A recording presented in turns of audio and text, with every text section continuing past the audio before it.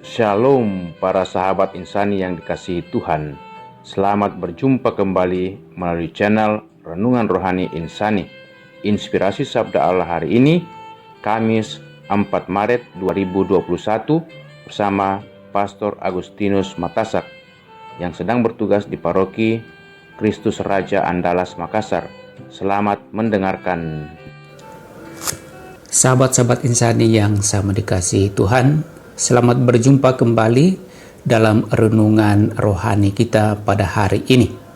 Mari kita memohon pertolongan Tuhan, semoga Ia memberkati kita agar kita dapat merenungkan sabdanya. Kita berdoa, dalam nama Bapa dan Putra dan Roh Kudus. Amin. Puji dan syukur kami aturkan kepadamu Allah Bapa yang maha baik atas kasih-Mu yang telah Engkau nyatakan bagi kami, dan dengan kasih-Mu pula Engkau memperkenankan kami mengawali hari yang baru ini. Kami mohon tuntun kami sepanjang hari ini dalam seluruh tugas dan pelayanan kami, dan semoga sabda-Mu yang akan kami renungkan menjadi inspirasi bagi kami menjalani seluruh kehidupan kami sepanjang hari ini dengan pengantaraan Kristus Tuhan kami. Amin. Mari Bapak Ibu Saudara-saudari terkasih, kita mendengarkan sabda Tuhan dari Injil Lukas pasal 16 ayat 19 sampai 31. Ada seorang kaya yang selalu berpakaian jubah ungu dan kain halus, dan setiap hari ia bersukaria dalam kemewahan. Dan ada seorang pengemis bernama Lazarus, badannya penuh dengan borok, berbaring dekat pintu rumah orang kaya itu, dan ingin menghilangkan laparnya dengan apa yang jatuh dari meja orang kaya itu. Malahan anjing-anjing datang dan menjilat boroknya. Kemudian matilah orang miskin itu, lalu dibawa oleh malaikat-malaikat ke pangkuan Abraham. Orang kaya itu juga mati, lalu dikubur. Dan sementara ia menderita sengsara di alam maut, ia memandang ke atas, dan dari jauh dilihatnya Abraham dan Lazarus duduk di pangkuannya. Lalu ia berseru katanya, "Bapa Abraham, kasihanilah aku, suruhlah Lazarus supaya ia mencelupkan ujung jarinya ke dalam air dan menyejukkan lidahku, sebab aku sangat kesakitan dalam nyala api ini." Tetapi Abraham berkata, "Anak, ingatlah bahwa engkau telah menerima segala yang baik sewaktu hidupmu, sedangkan Lazarus segala yang buruk. Sekarang ia mendapat hiburan dan engkau sangat menderita. Selain daripada itu, di antara kami dan engkau terbentang jurang yang tak terseberangi, supaya mereka yang mau pergi dari sini kepadamu, ataupun mereka yang mau datang dari situ kepada kami, tidak dapat menyeberang."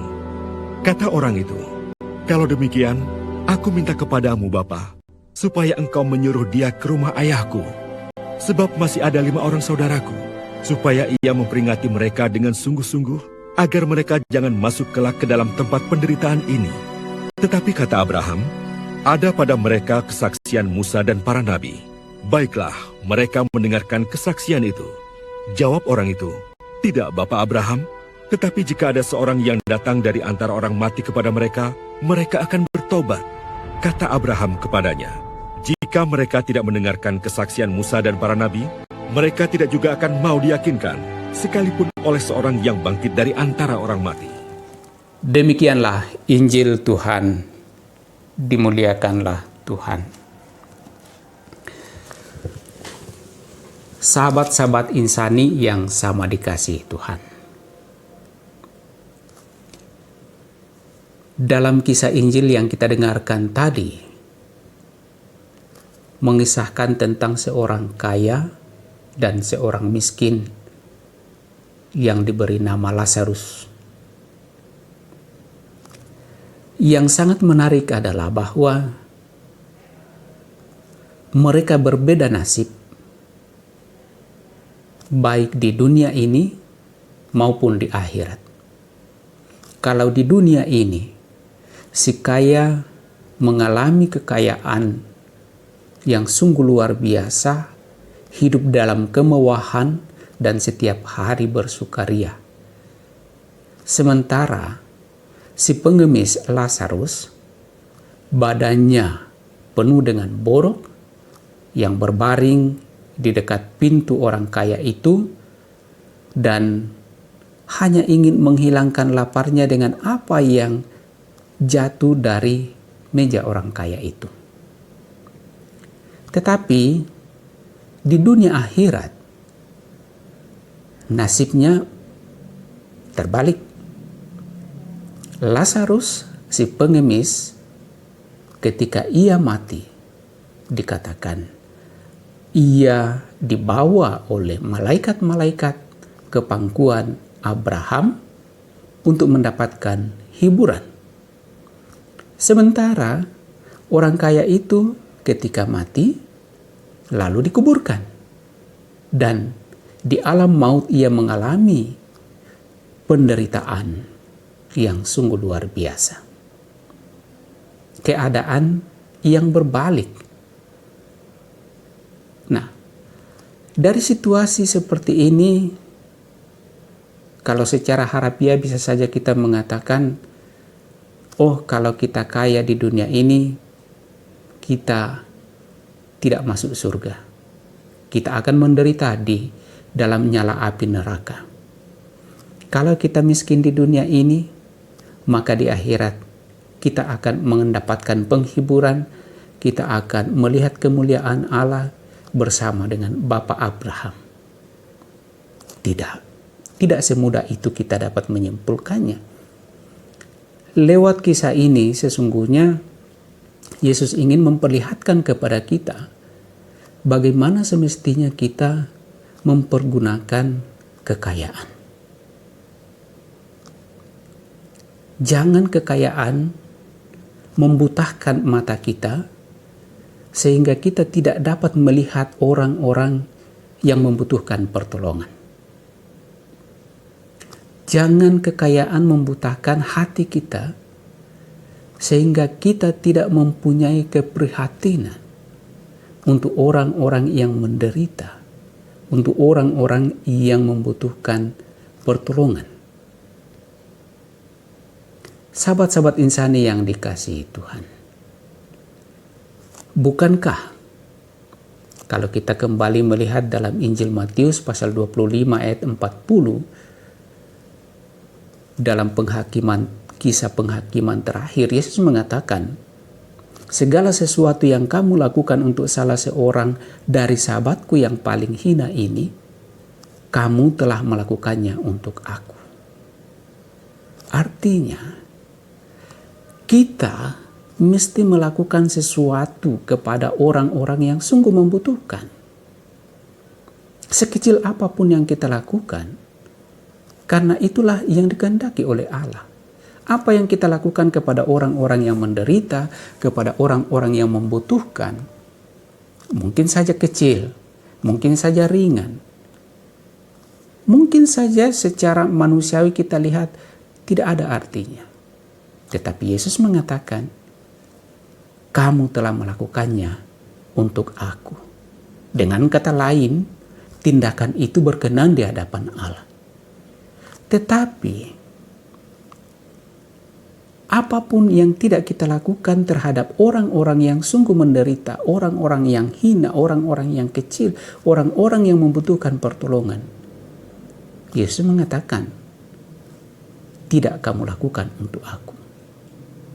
Artinya, kita mesti berkenan di hadapan Allah dalam suatu tindakan-tindakan kita. Nah, orang kaya yang dikisahkan dalam Injil tadi hidup dalam kelimpahan, hidup dalam kemewahan, setiap hari bersukaria. Sementara Lazarus, orang miskin, yang penuh dengan borok, yang ada di depan pintunya, tidak mendapatkan pertolongan, tidak mendapatkan keprihatinan, tidak mendapatkan uluran tangan atas apa yang menjadi harapan Lazarus. Dalam kisah tadi dikatakan Lazarus di situ mengharapkan apa yang jatuh dari meja orang kaya itu untuk menghilangkan rasa laparnya. Tetapi itu juga tidak terjadi. Dan orang kaya yang melihat itu tidak tergerak, tidak prihatin untuk mau menolong si Lazarus pengemis yang menderita ini. Inilah yang menjadi kuncinya. Kita diberikan anugerah, kita diberikan berkat karena belas kasih Allah kepada kita. Mestinya anugerah atau berkat yang kita terima dari Allah mesti juga menjadi anugerah bagi sesama, berkat bagi sesama yang ada di sekitar kita. Terlebih bagi yang sangat menderita, yang sangat membutuhkan. Dan ketika kita melakukan itu, di sanalah kita sungguh berkenan di hadapan Allah. Melakukan sesuatu untuk Allah yang sesuai dengan kehendak Allah. Karena itu, sahabat-sahabat insani yang sama dikasih Tuhan, selama kita masih hidup di dunia ini, marilah kita belajar dari kisah ini. Mari kita bertobat, membuka diri untuk mendengarkan sabda Allah, mendengarkan kesaksian para nabi yang senantiasa mengingatkan kita untuk dapat hidup berdampingan dengan sesama kita dan menjadi berkat bagi sesama kita, menolong mereka yang menderita, membantu mereka yang membutuhkan, agar berkat yang kita terima juga menjadi berkat bagi sesama kita. Semoga demikian. Allah Bapa yang Maha Baik, kami bersyukur Engkau memperkenankan kami mendengarkan sabdamu, merenungkannya. Kiranya menjadi inspirasi kami bagi hidup kami sepanjang hari ini, agar kami sungguh mampu dapat senantiasa membantu sesama kami yang membutuhkan. Pertolongan-pertolongan yang kecil juga sangat berarti, karena Engkau sendiri bersabda, apapun yang Engkau lakukan bagi salah satu sahabatku yang paling hina ini, kamu telah melakukannya untuk aku. Semoga kami Engkau kuatkan dengan sabdamu ini untuk melaksanakannya dalam kehidupan kami. Tuhan bersamamu. Turunlah berkat Allah bagi saudara-saudari di dalam nama Bapa dan Putra dan Roh Kudus. Amin. Shalom. Terima kasih saudara-saudariku yang telah mendengarkan sabda Allah. Saya, Pastor Marcel Lolotandung, mengucapkan berlimpah terima kasih kepada Pastor Agustinus Matasak.